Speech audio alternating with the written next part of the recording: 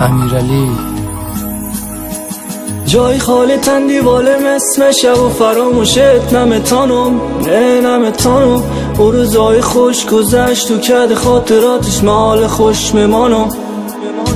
یادش بخیر روزایی که کلگی ما یک جای جمع بودیم و دور از غم بودیم.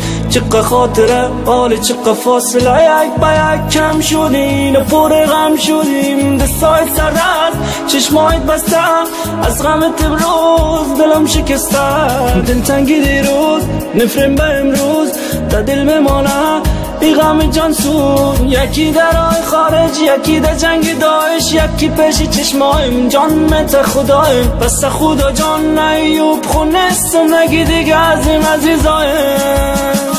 غریب و سرگم در ملک مردم به سرپناهی